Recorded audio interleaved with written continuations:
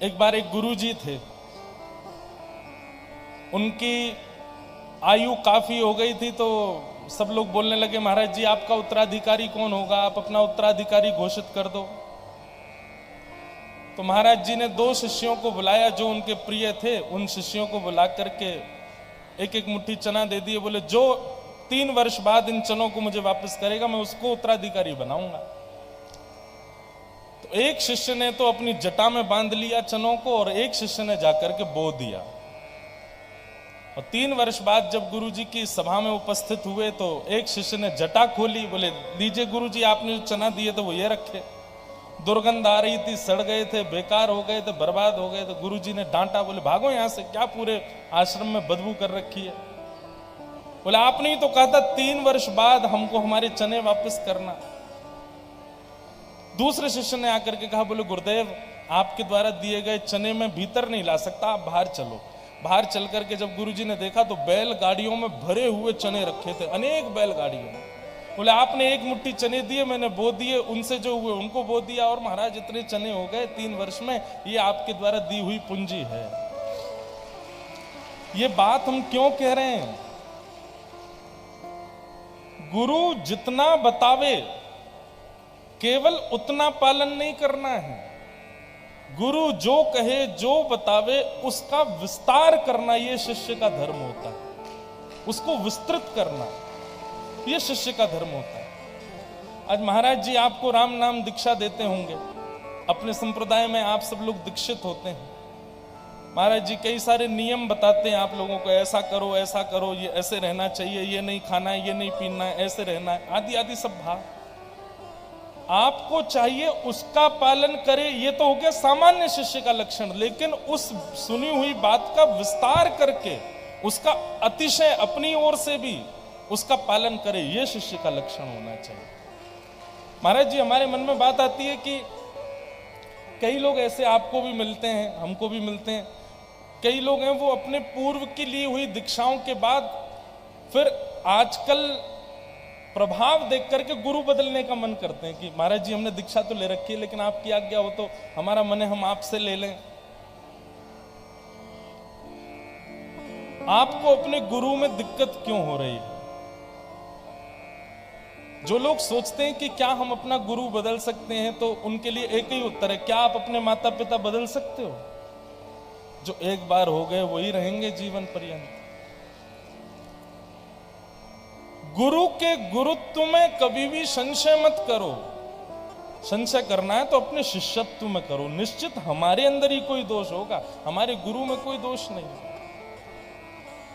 गुरु के गुरुत्व में कोई दोष नहीं होता, शिष्य के शिष्यत्व में होता है। या तो पहले ही आपको समझना चाहिए कि जब हम गुरु बनावें तो पहले ही विचार कर लें, पहले उसकी दिशा का पालन करें। जब दिशा से अपने अंदर परिवर्तन दिखने लग जाए तब दीक्षा ग्रहण करें। दिशा का पालन किया नहीं, दीक्षा ग्रहण कर लेंगे तो निश्चित है कि आगे चलकर के गुरु बदलने का मन आएगा, मन में भाव आएगा। तो गुरु के गुरुत्व में कोई दिक्कत नहीं होती, शिष्य के शिष्यत्व में ही निश्चित ही कहीं ना कहीं दिक्कत है। पन्ना में विराजमान श्री जुगल किशोर जी को जिन्होंने प्रकट किया, जिन्होंने प्राप्त किया, ऐसे श्री हरिराम व्यास जी महाराज जी बड़े विद्वान थे। श्री हरिराम व्यास जी और छाके हरिराम व्यास जी के चरित्र में आता है कि हरिराम व्यास जी के लगभग 50 से अधिक राजा शिष्य थे, इतने विद्वान थे श्री हरिराम व्यास जी। और हरिराम व्यास जी का एक ही नियम था, उनको जैसे ही पता चल जाती कि कोई विद्वान है तो उसको पत्र लिख करके भेजते थे, हमसे शास्त्रार्थ करके दिखा। बड़े बड़े विद्वानों को हराने में बड़ा सुख मिलता था उनको। लेकिन श्री हरिराम व्यास जी जब एक बार वृंदावन पधारे तो श्री राधा वल्लभ लाल जी को जिन्होंने प्रकट किया, श्री हित हरिवंश महाप्रभु, उनके समीप गए। महाराज जी उन्होंने एक प्रश्न किया केवल हित हरिवंश महाप्रभु से, उसके उत्तर में ही ऐसा भाव बदला कि हरिराम व्यास जी कभी गए नहीं फिर वृंदावन से, सदा वृंदावन में रहे।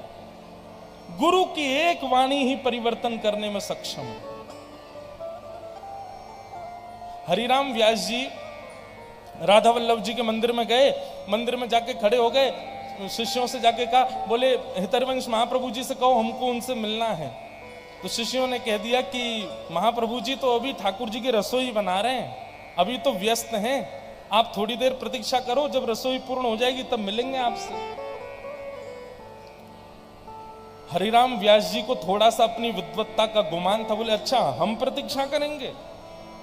बोले थोड़ी देर कर लीजिए। अब तो वो अटपटाने लगे, बोले प्रतीक्षा तो हम नहीं करेंगे। शिष्यों ने जाकर के हितरवंश महाप्रभु जी से कहा, बोले कि वो हरिराम व्यास जी जो हैं वो आए हैं और आपके दर्शन की बड़ी प्रतीक्षा कर रहे हैं, और प्रतीक्षा नहीं करेंगे, वो कह रहे हैं हमको अभी मिलवाओ।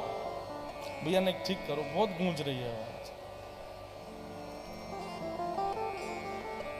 हरिराम व्यास जी राधा वल्लभ जी के मंदिर में खड़े थे।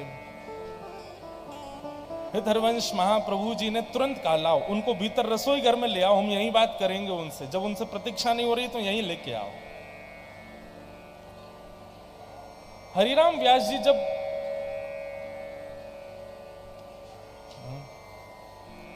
हरिराम व्यास जी जब हितरवंश महाप्रभु के पास पहुंचे